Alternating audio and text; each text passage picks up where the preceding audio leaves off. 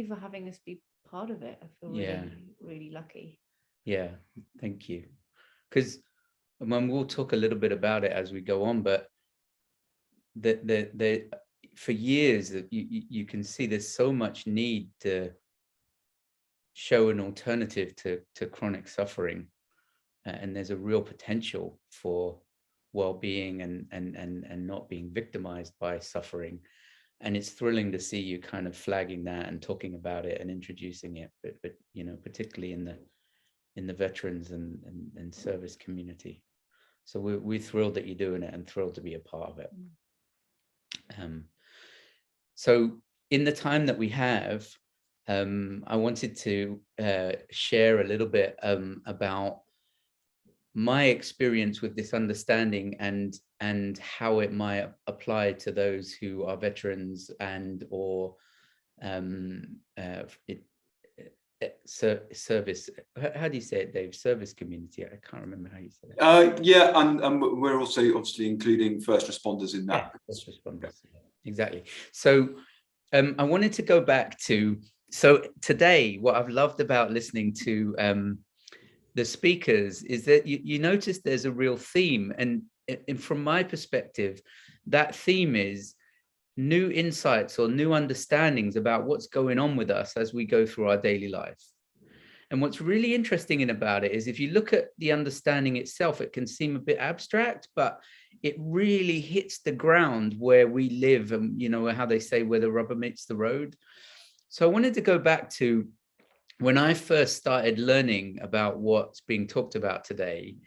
My aunt and uncle had paid me, or my uncle had paid me to research the work they were doing to help him with a book that he was writing.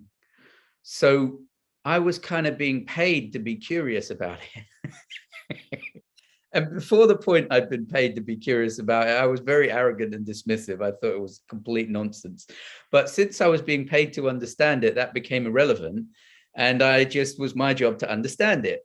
And to my shock, when I wasn't being critical and resistant and judgmental, there was a real logic to it. There was a really compelling logic to it. I didn't know how true the logic was, but you could see what the logic was. And it was a radical departure from anything else I'd heard in my life. And actually any of the other psychological theories that I was studying to compare it to. And there are really two things that everybody's talked about today that I wanted to highlight. And the first is the nature of the mind itself, the nature of the mind is one of contentment, mental health, well-being, love, like all of the feelings, happiness, all of the feelings that we feel the lack of or that we tend to look for are kind of hardwired. They're the fundamental essence of the mind. That was the first idea, which was radically different to what I was thinking. I thought I had all sorts of problems that I was trying to deal with. And the idea that my mind was perfect in its natural state was piqued my interest because it was so different to the way I was operating, and to what I saw around me. And second, the second piece of information that I was kind of considering was the only thing that the thing that causes suffering and distress and affects our experience of the way the mind is, you know, that natural mental health, is the fluctuating influence of thought. So what I was learning, or what I was kind of coming to appreciate, was it was the people I was listening to were proposing that there's nothing wrong with your mind. There never can be anything wrong with your mind. But because thought creates all these different experiences, it sure can feel like it.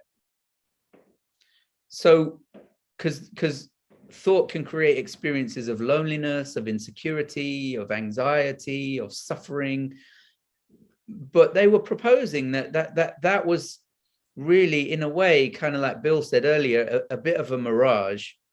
And that, but for the experience of that suffering, there was nothing really wrong with you. Kind of like in England, we say a wind up. So a wind up in England is somebody says something that's not true just to get you riled up. And if you know someone's winding you up, the information isn't so distressing, you know, like someone runs in, someone smashed your car. You know, if you thought they actually had smashed your car, you might get distressed. But if you knew they tended to wind you up, you might not take it so seriously. And what was being pointed to was how seriously we take our thought determines how much freedom we have to have more of our natural underlying well-being.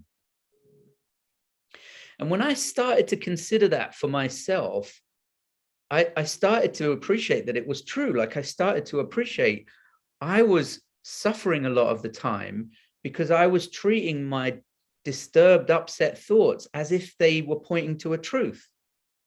You know, you have this problem, you should be anxious. People don't like you, you should act differently.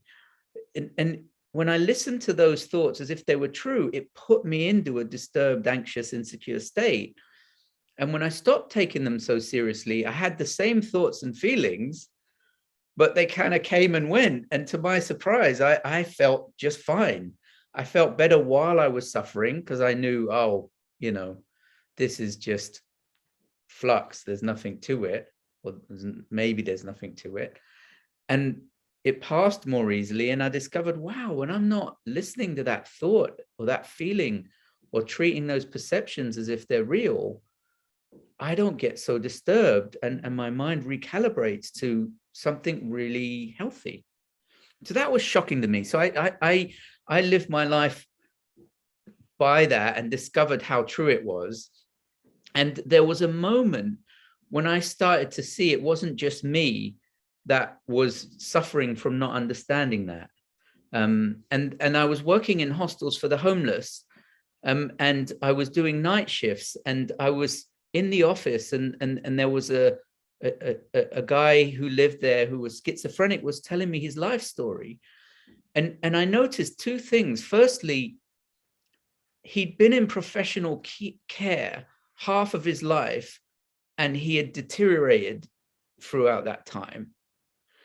His suffering had got worse. And secondly, you could see he was mentally healthy. So when he came in, he was kind of disturbed and distracted and agitated. And as he talked more, he kind of settled down, and we were having a perfectly normal conversation. He was very present. He was very at ease. And it just dawned on me, he has more mental health than he realizes. And it's just on the other side of his belief in how real his disturbed thinking is. And I thought, if he understood this, his life would be completely different. And then it dawned on me, well, that's a real challenge for him to understand this, because his whole reality is based around there's something wrong with him. So how do you have someone that's suffered, their whole life has been governed by the fact that they've been suffering for nearly 20 years, and suggest to them that actually there's nothing wrong. It's the experience of thought, and you don't need to take it as so true. And I thought, God, how do you do that? That's a big challenge for someone to hear that message and not dismiss it out of hand. So in that moment, I thought, I want to spend my time helping people benefit from these discoveries. But I can see that the challenge is sharing them with people in a way that they're able to take them seriously. And so I went and trained with my aunt and uncle and their colleagues, and worked kind of as a counselor and consultant. And that was exactly the case, that, you know, you would work with people and they would have tremendous challenges in their life, but you would consider, well, if they're suffering, well, I would consider, if they're suffering, they must be treating disturbed thought like it's real or true. And if they weren't doing that, they would more naturally have their innate mental health. Now, what was challenging in working with people is some of the circumstances you'd be like, no, that can't be. So we had a family whose teenage son had committed suicide, and I was supposed to work with the mother. And I was sitting there thinking, what am I supposed? what am I supposed to say to her? Oh, don't worry, it's only thought. I mean, it just seemed ridiculous. So I asked her what she was looking for, and she said, I want my son's memory to be meaningful. I want to have a better life for the fact that he had lived. And when we talked about that, we realized that her ability to have her well-being and her fond memories and to be able to be touched in a positive way by her memories was key to that. And the thing that was getting in the way of that was that she felt frightened that if she didn't suffer, she would forget. And when she considered that because of the intelligence and the clarity built into the mind, that was unlikely, and that fear and worry are not our clearest thoughts, she could find her way past that. And it, in every case that I can think of, it made all the difference. I don't really want to go on too long, but the last thing I wanted to say was, when I have had the opportunity to work with veterans, either individually or in a group, so I've kind of worked with, I was on the faculty of an Army leadership training and spent some time with some of the people that off-air had worked with. It was really exciting because, not exciting, but it was really meaningful, because a lot of the time there's chronic suffering that feels really, seems really, I don't know, almost insurmountable sometimes. And it's a wonderful thing to be able to share the idea that what you're feeling might be thought, and on the other side of that thought, you haven't lost any potential for well-being and contentment and happiness and mental health and clarity. And the fact that that's true is amazing, because it doesn't matter what thoughts you have, it doesn't matter what you've been through, you're never restricted from your own well-being. But the challenge is whether you can be open to considering it, because in every case, our experience of our suffering can be very convincing to us. Can be very convincing to us. So one of the major challenges in considering it, in working with veterans, is that I was sharing it, but I didn't have any experience of being in the military or having suffered extreme trauma. So in the beginning, the conversations were very difficult, because and this was true with individuals and also with groups, where I would say, well, look, we have an inalienable mental health. And some of the veterans would say to me, well, what do you know? You're a civilian. You don't know what we've been through. And I would say, well, no, I know that, but I'm talking about how everybody's minds work. And they're like, well, you don't know how the mind works under this kind of pressure, under this kind of trauma. And I'm like, well, I'm assuming it works the same under every situation. Well, you might be wrong about that. And even in the Army leadership program, it was difficult for them to be open to what we were talking about, because they said, look, we've been trained for years in clarity of mind. You, as a civilian, you have nothing to teach us. We know about clarity of mind. And it was a really difficult discussion to say, well, why don't you listen, and then we'll see, we'll give it a try and we'll see. It was really interesting. What tended to happen was, it was hard to listen to what I was saying, because I lacked the experience and the credibility. But there would always be someone in the group that would hear something and see it for themselves. Like with the veterans group, there was someone in the group that I was talking to the group, and they were saying, look, with all due respect, Aaron, we know you're well-meaning, but you know nothing about what we're up against. Absolutely nothing. You don't even know 10% of it. And I was like, I know, but what if I was too stubborn to quit. because I really wanted them to get the benefit if it was true. And to do that, you have to consider it. And on the third day, and everyone, they were so sweet to me, because they thought I didn't know what I was talking about, which could well have been true, and is probably true in lots of ways.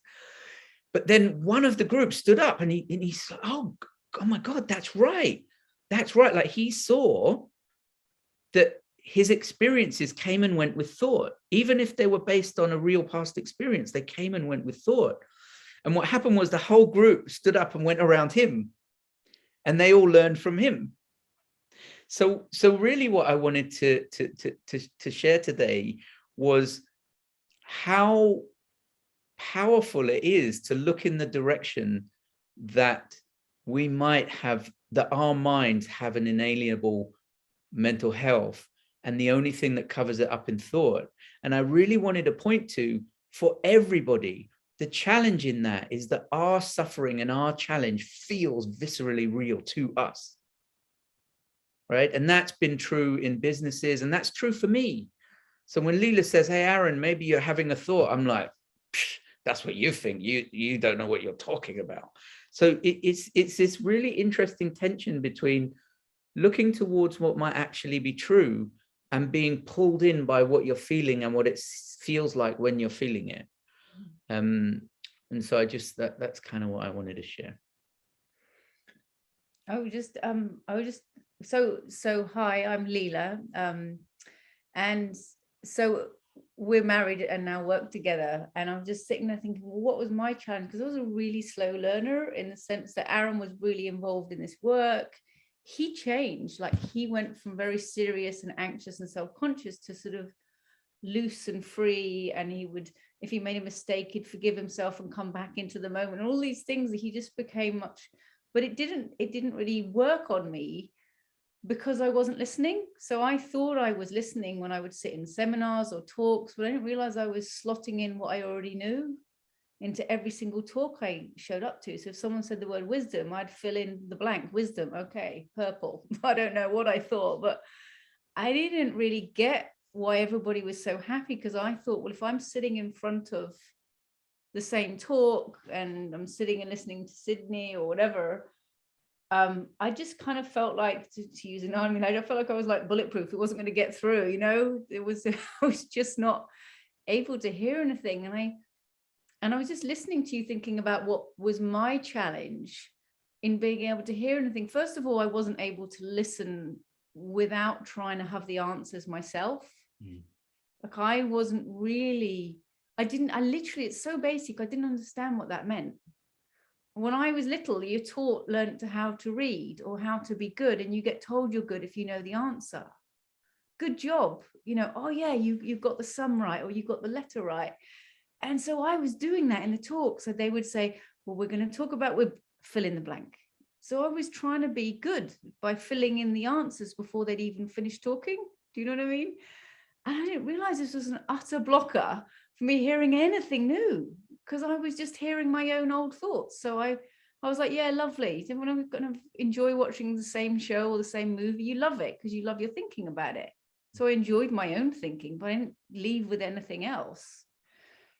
But I think one of the blockers for me in terms of I could see other people get happy, and I couldn't seem to achieve that, even if I tried really hard to listen. And part of the challenge, outside of not knowing that, I really innocently not knowing I wasn't listening, was that my experience looked really solid.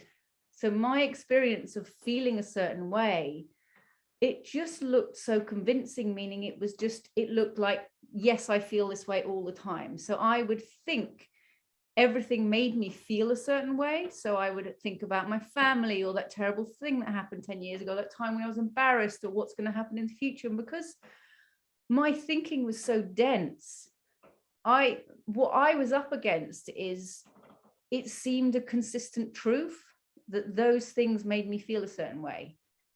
So it didn't look like there was any gaps in that story. Is that making any sense? Now, I was basically like a lawyer in my head, and I decided I had all the evidence I needed to decide what kind of person I was, or what was available to me. I could see other people were having a nice time, but what was available to me looked really solid. And what's interesting is when I eventually saw that I wasn't listening, what happened was I went to, a conference, and by day 3, actually, I'd stopped trying to listen. Actually, what would happen is I basically went to see friends. So I stopped trying. I kind of, in a bit of a sad way, had given up on thinking it was a bit of a hopeless cause, so I might as well go and have coffees and see people.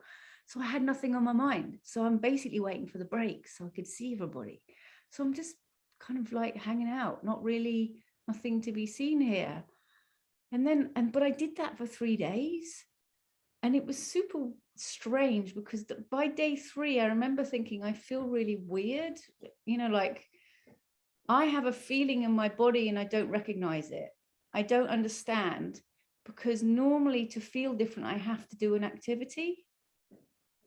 I have to finish a list or have praise or work till my knuckles are bleeding. Do you know what I mean? When you're looking for a feeling by achieving something or getting something done or get something done off your list, or you know what I mean? And I hadn't done anything, which was very odd because I didn't.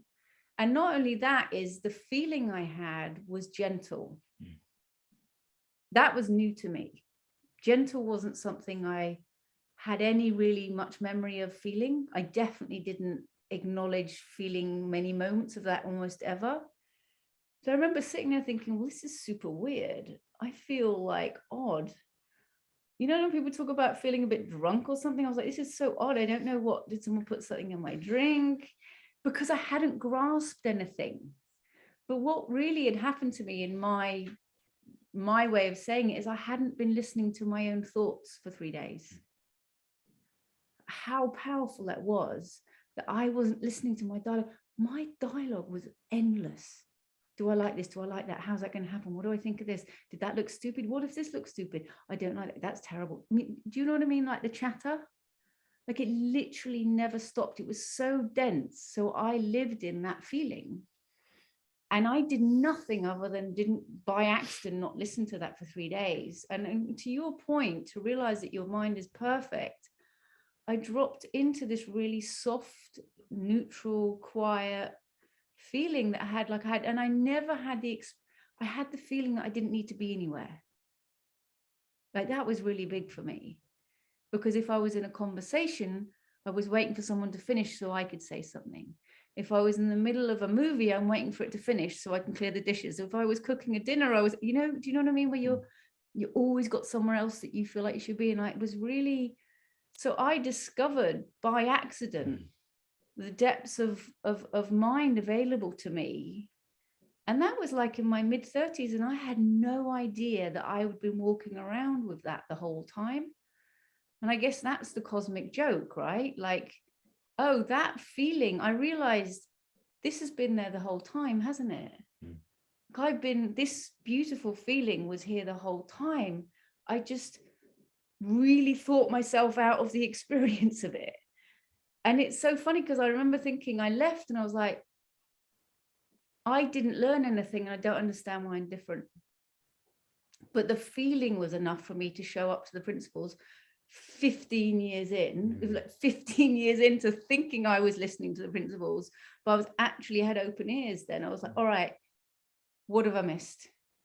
And it was very humbling for me because I didn't know any of these really simple things that my feeling when I woke up in the morning, and I don't know if anybody else has this, but I woke up every night around 3 a.m. If I was lucky, it was only once since I remember, because my mind just never stopped churning. And it was almost like a well-meaning anxiety. Do you know what I mean? So I felt like I was positive, but it was really uncomfortable. And when I stopped doing that, I dropped into what, kind of like something that was much more natural. So for me, the first blocker was, I thought the evidence of my life was a sealed deal. I've only ever had this experience. I've only ever felt tense. I've only ever felt kind of disconnected and a bit left out and unable to really be with other people who looked like they were together. And just to see the listening part, I think I was too moody for anyone to pull me aside and say, hey, Leela. I mean, Judy, you would have known I was a terrible listener. You knew me back then. I'm like, you would have known that I was thinking a lot, because you can feel it, but nobody, and I get it, but I almost sometimes think, what if someone pulled me aside and say, hey, Leela, there's another way to listen. There's another way. You don't need to be clever. You don't need to fill in the blanks. You can relax and see what occurs to you without trying. And so I just wanted to share those as things that feel like challenges, is how easy it is to make up something really solid about yourself just because you've thought that way a long time.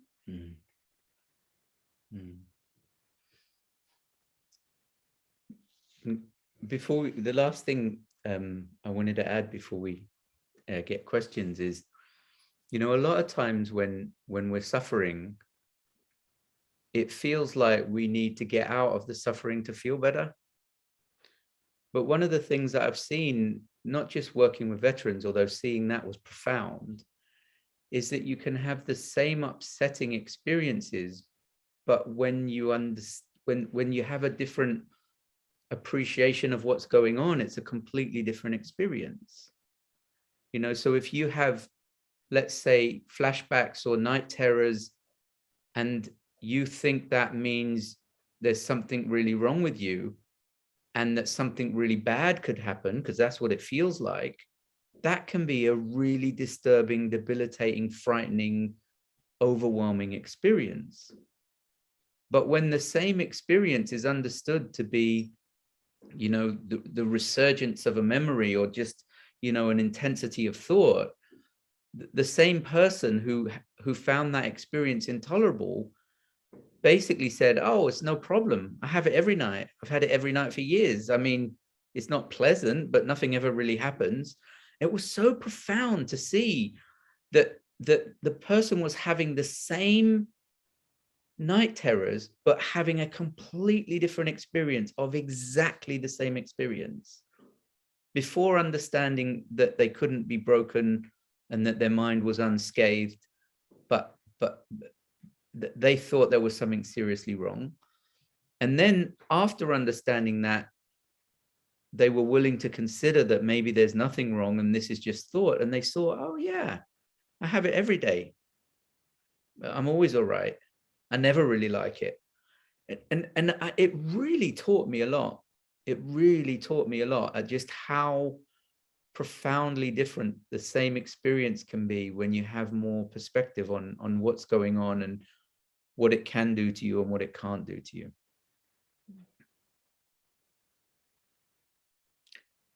So we thought we ready if there's any questions or people want to hear about anything or ask about anything.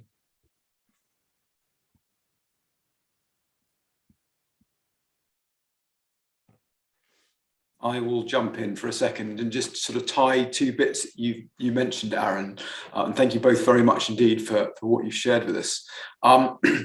That last piece about having a completely different experience of the same thing, when you have an understanding of how we all work, and also the conversation you had with the mother of the suicide victim. I had a conversation with one of the veterans I've been working with for a while last week, and this time of year can be really difficult for veterans because of the build up to Armistice Day and remembering people that aren't here anymore. And I can remember the first conversation I had with this guy, and he was petrified of losing memories. And of people that weren't here anymore, because he thought by trying to forget about certain experiences was about forgetting the individual and the sacrifice that they had made, and he didn't want that. And quite a lot of the things that he was going through in terms of therapy were trying to put things in boxes and put them away, all very helpfully, to say, look, this doesn't have to disturb you. We can lock it away and hide it from you. And he didn't want that. He fought against that because he thought he was being disloyal to his friends. So he was actively holding on to pain and anguish because he thought that was doing his friends justice. And and seeing them and honouring their their memory. And this time of year for him has been really difficult because he knew that can of worms was going to get opened up again, and lots of stuff was going to feel raw and unpleasant. And he was prepared to take that because that's what he thought he needed to do. Well, this year, I spoke to him on the 1st of November. Normally when he starts going down that, oh, I need to lock myself away to get through this next 10 or 11 days. And there was a lightness in his eyes and a real smile on his face. And he said, this is the first year I've had these thoughts, that I've had these memories, and I know they can't hurt me.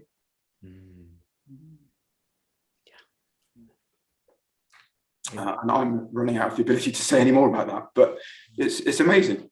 Yeah, but that's kind of what I think is powerful, is to be able to appreciate however disturbing and painful things might be, it can't hurt you.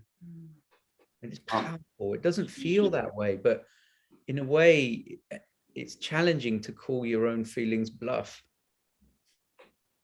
But when you do, you realize, oh, there's nothing they can do. Like my brother's a teacher, and he told me that it's really difficult when you're a teacher because you have to give the kids the impression there's something you can do, otherwise they don't listen to you. But if they actually call your bluff and it comes time to do something, there's nothing you can do, and you lose all your authority because they know, oh, there's nothing you can do. Right? And that just rings so true with our experience of thought, is that we get this feeling like something could happen, there's something bad could happen, something bad could happen, and it really feels like it. And that even considering, oh, they can't hurt me, they can just affect how I feel and what things look like, is so powerful and so different even to consider. So I don't know how much time we got, but I remember like the first time I basically sat on my hands and let a thought really scream at me. So, like with that not being able to sit down, I used to sit down on the couch after doing something, and then I'd have the thought, get up and clean the dishes, get up and do this, get up and whatever it was. And it was that impulsive get up. And I just remember one day, and I'd started learning about this, and I'm like, I go to sort of half get up off the chair, but I'm in the middle of something that I care about. I'm writing something, and I'm like, well, what if I don't get up and clear that cup away?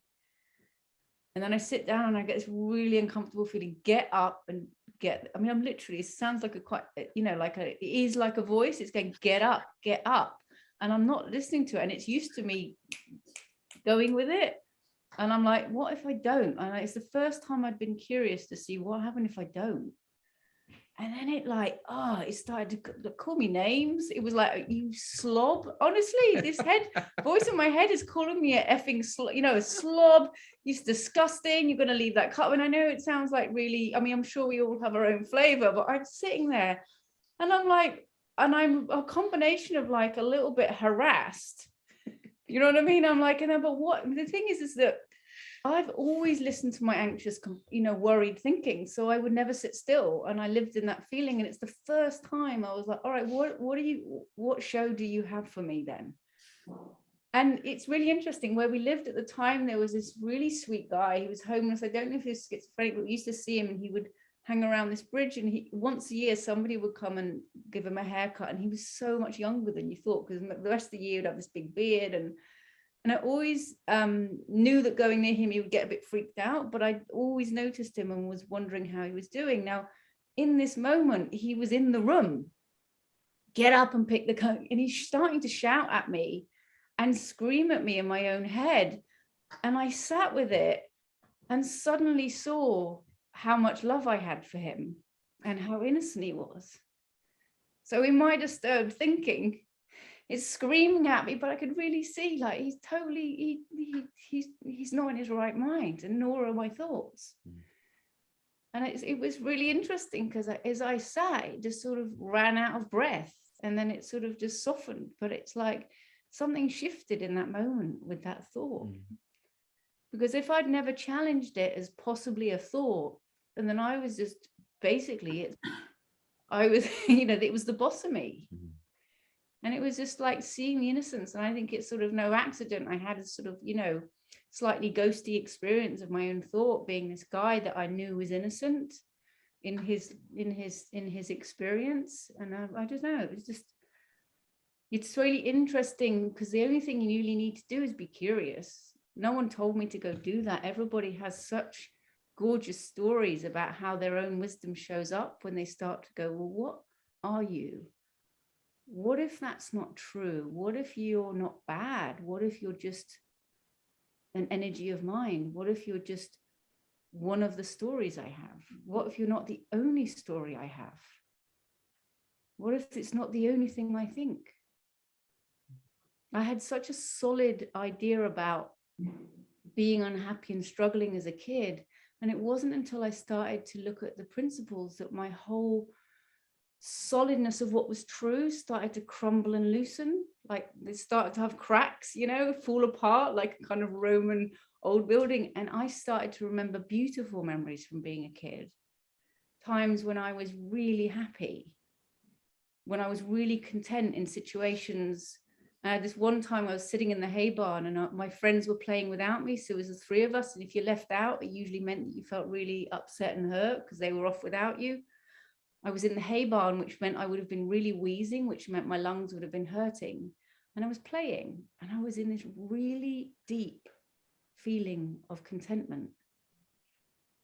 And that shocked me that I'd edited out the beautiful memories, because I was so fixated on the thoughts that felt like they were the reality ones.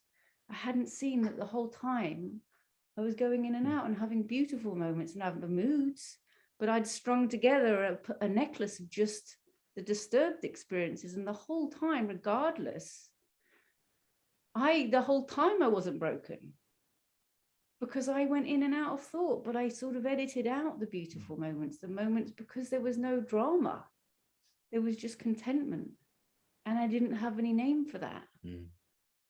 And so all of this started to loosen up. I was like, oh, so have I been fine the whole time?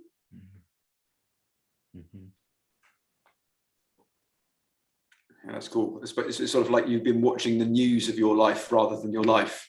Yeah. They tend to focus on the negative. Yeah. Well, the Fox News. Yeah, that's right. Something's really That's like right. ridiculous. Yeah. That's right. Does anyone have any questions?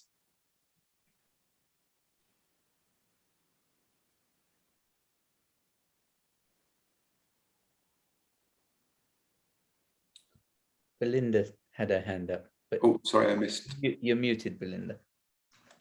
Can you hear me now? Yeah. Yeah, hi. No, thank you. I was really interested in your presentation.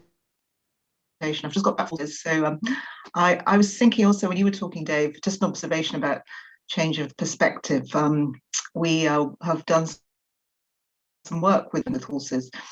And one moment that stands out so strongly for me is one of the veterans who'd come back from Afghanistan, who was holding on to a lot of memorabilia. That's what made me think of this moment, and couldn't let go of it for the same reason, for this honouring of warned us that he was very triggered by loud noises, sort of cars backfiring.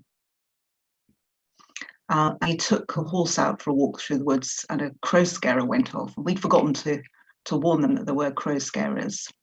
And when he came back, he was absolutely electrified by this experience, because not only did he not go down on the ground, which was his normal default response to any kind of loud backfiring, he was completely calm. And I think it's that change of perspective can happen in the moment when you have maybe a companion with you who guides you. I think it's sometimes very difficult for people to find their way to the sort of the quietness of mind that's really necessary to really sort of go in deeply to really access this kind of rather abstract understanding. But I think if you have a guide or a companion, and it doesn't have to be another human being, it can be an animal, then that naturally acts as a sort of tranquilizing, calming effect on the mind. And this is exactly what happened to him. Because he wasn't waiting terrible to happen, his mind quietened. And because the horse wasn't waiting for anything terrible to happen, in that moment when the crow scarer went off, they were both able to deal with it in a calm and relaxed way. And when he came back, he said that had never happened to him. Car in the street, normally he was just a wreck. And he couldn't get over it. He could not get over it. And he was, it really sort of switched something on for him. And we just thought, well, it's just it's just one of those things. But it's just made me think of it, just to speaking about change of perspective and how sometimes it's really necessary to have someone show you the way towards a change of perspective. Sometimes it is quite hard when you're fixed in your own mindset that this always happens to me. If I'm always triggered by loud noises, or I'm always hit the deck if something reminds me of the past, because you kind of almost set yourself up that way, don't you, to expect the thing to go off. So you're almost prepared. But if you have somebody who doesn't have that mindset, it doesn't live in that kind of reality, then it gives you an alternative. I suppose that's what I'm saying. Yeah. So thank you for just making me think of that moment, because it was a really profound moment for him and for us. Yeah. Well, I from what you were saying, Belinda, it links to that. It links to considering that what feels real to us is a moment of thought, and as soon as you start to consider that, you can consider, oh, it feels like I always do that, but what if that's just the thought I'm having right now? Like, I don't know if you notice this, but I notice that when people get into arguments and they get upset, the way they see things gets really extreme. So I remember I was with a couple that I knew, and they were arguing, and I was a little uncomfortable that they were arguing. And then I got interested in what they were saying, and one of them was saying, "You always do this," and then the other one says, "You always do that." And I know them, and I know that's not true. And I thought, oh, that's funny. That's a really good symptom of the fact that they're not thinking clearly, because they're like, what they're saying is plainly exaggerated. So I said, "Ha ha, always." The both of them turned on me. I was like, oh, such a silly idea. But what you're pointing to is really profound. It's like, if you're willing to consider that what we feel is created by a thought, it doesn't have any relationship to what's overall true. It's just the way our mind constructs it in that moment. Then all of a sudden you get that freedom, even when no one else is there. That's, so I think, if I get down on myself, I'll be like, Aaron, you're such a loser. You always like, yeah, but what if that's thought? What if there's more to it than that? I just can't see it in this thought. And then that, that get out of jail free card is always in your back pocket, because you know that what you feel feels like it's true, but yet it changes, doesn't it? There are times where I think I'm fantastic, and times where I think I'm the biggest loser, and times where I'm not even thinking about myself. And to know that, well, none of that is a fact. It's just the way it looks in, from that thought. It's a really, really, really good point.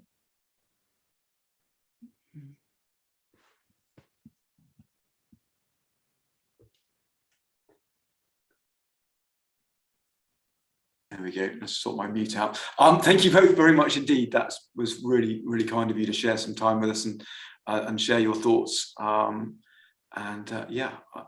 We will sort of wrap up there for this session and start again in 13 minutes time, if that's okay with everyone.